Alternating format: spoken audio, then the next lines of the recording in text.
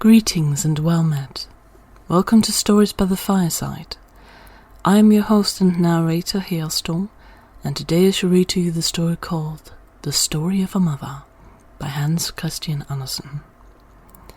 I have left a link in the description for more of his works and the story itself for your viewing pleasure. We begin. A mother sat by her little child. She was very sad, for she feared it would die. It was quite pale, and its little eyes were closed, and sometimes it drew a heavy, deep breath, almost like a sigh, and then the mother gazed more sadly than ever on the poor little creature. Someone knocked at the door, and a poor old man walked in. He was wrapped in something that looked like a great horsecloth, and he required it truly to keep him warm, for it was cold winter. The country everywhere lay covered with snow and ice, and the wind blew so sharply that it cut one's face. The little child had dozed off to sleep for a moment, and the mother, seeing that the old man shivered with the cold, rose and placed a small mug of beer on the stove to warm for him. The old man sat and rocked the cradle, and the mother seated herself in a chair near him and looked at his sick child, who still breathed heavily, and took hold of its little hand. "You think I shall keep him, do you not?" she said. "Our all-merciful God will surely not take him away from me." The old man, who was indeed deaf himself, nodded his head in a peculiar manner, which might have signified either yes or no, and the mother cast down her eyes, while the tears rolled down her cheeks. Then her head became heavy, for she had not closed her eyes for 3 days and nights, and she slept but only for a moment.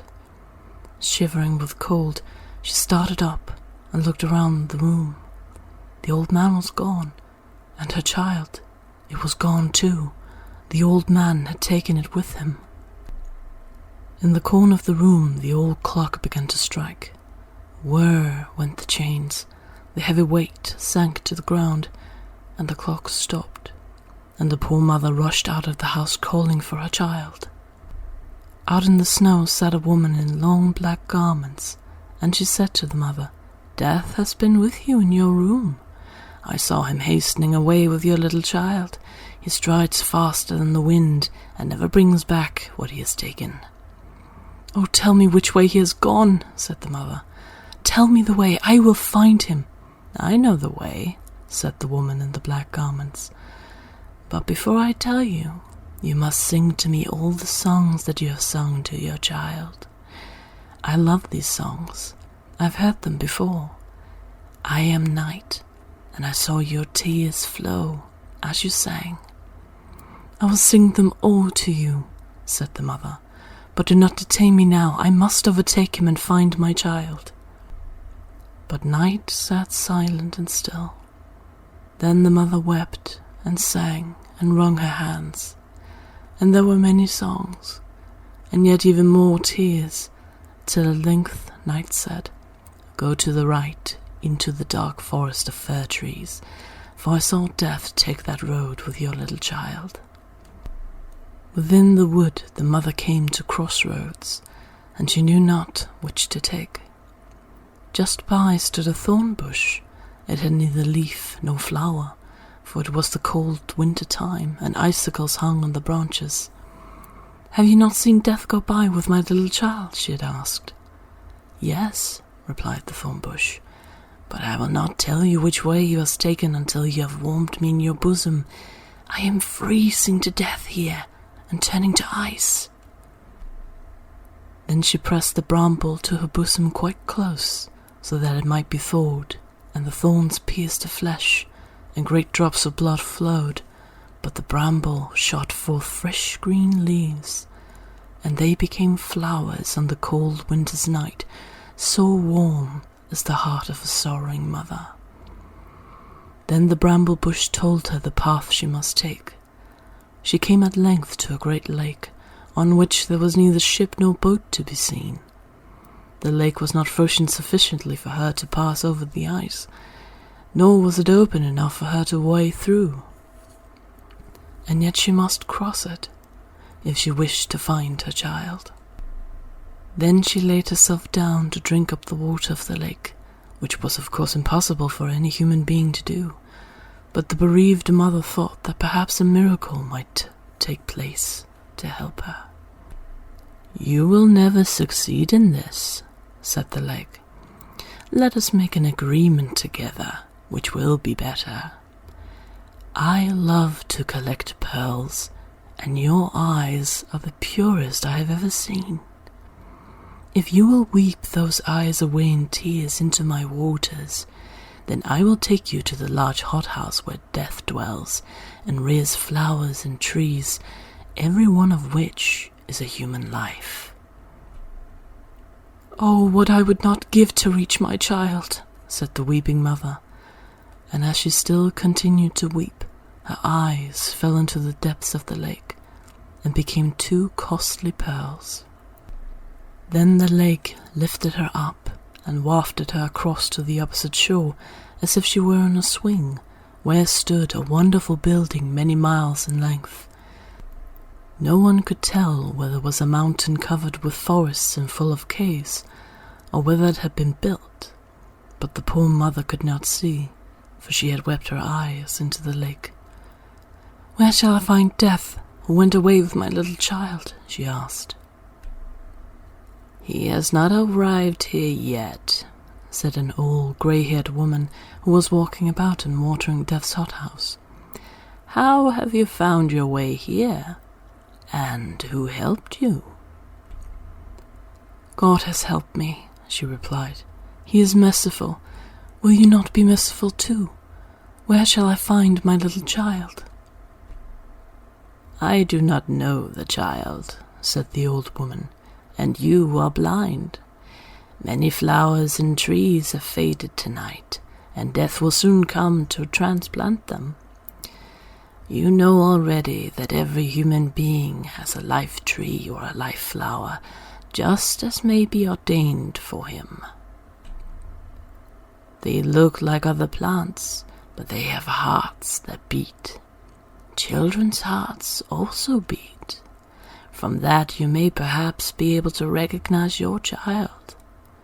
But what will you give me if I tell you what more you will have to do?" "I have nothing to give," said the afflicted mother, "but I will go to the ends of the earth for you." "I can give you nothing to do for me there," said the old woman, "but you can give me your long black hair. You know yourself that it is beautiful, and it pleases me. You can take my white hair in exchange, which will be something in return."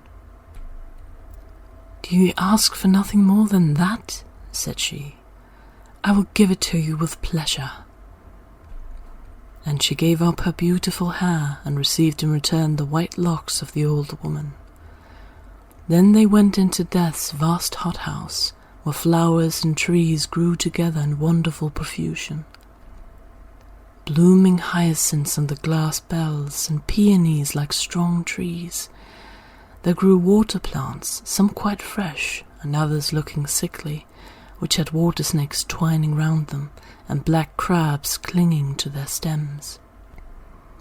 There stood noble palm trees, oaks and plantains, and beneath them bloomed thyme and parsley.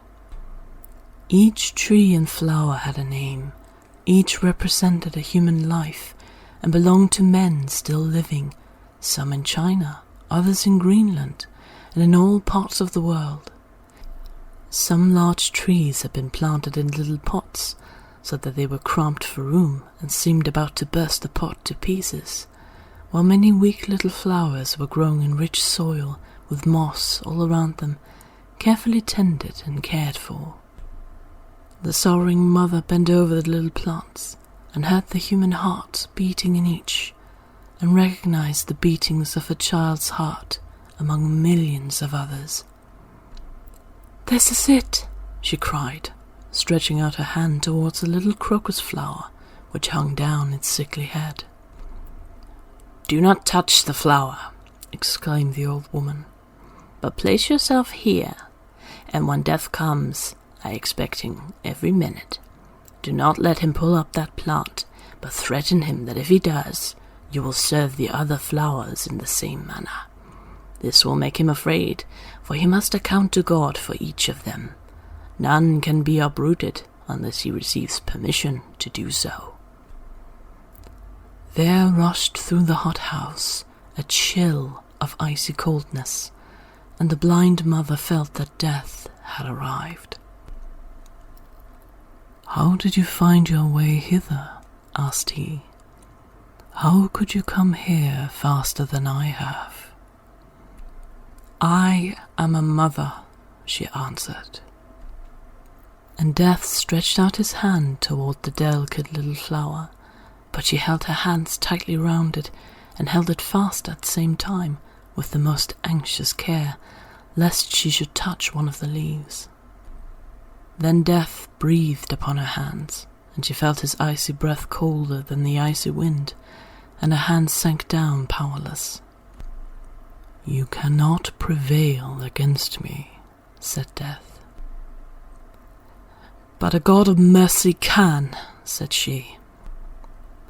"I only do his will," replied Death. "I am his gardener. I take all his flowers and trees and transplant them into the gardens of paradise in an unknown land. How they flourish there, and what that garden resembles, I may not tell you." "Give me back my child," said the mother, weeping and imploring, and she seized 2 beautiful flowers in her hands and cried to Death, "I will tear up all your flowers, for I am in despair." "Do not touch them," said Death. "You say you are unhappy, and you would make another mother as unhappy as yourself." "Another mother," cried the poor woman, setting the flowers free from her hands. "There are your eyes," said Death. "I fished them up out of the lake for you. They were shining brightly, but I knew not they were yours. Take them back, they are clearer now than before, and then look into the deep well which is close by here. I will tell you the names of the 2 flowers which you wish to pull up, and you will see the whole future of the human beings they represent, and what you were about to frustrate and destroy."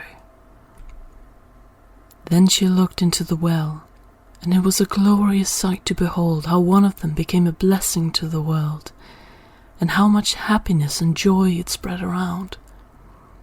But she saw that the life of the other was full of care and poverty, misery and woe. "Both are the will of God," said Death. "Which is the unhappy flower, and which is the blessed?" she said. "That I may not tell you," said Death, "but thus far you may learn that one of the 2 flowers represents your own child. It was the fate of your child that you saw, the future of your own child." Then the mother screamed aloud with terror, "Which of them belongs to my child? Tell me that. Deliver the unhappy child. Release it from so much misery. Rather take it away. Take it to the kingdom of God. Forget my tears and my entreaties. Forget all that I have said or done." "I do not understand you," said Death. "Will you have your child back, or shall I carry him away to a place that you do not know?" Then the mother wrung her hands, fell on her knees and prayed to God.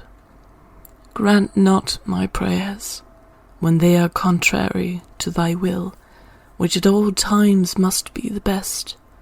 Oh, hear them not." And her head sank on her bosom. Then Death carried away her child to the unknown land. This is where we end. Thank you for coming, and may you all have a pleasant day or night.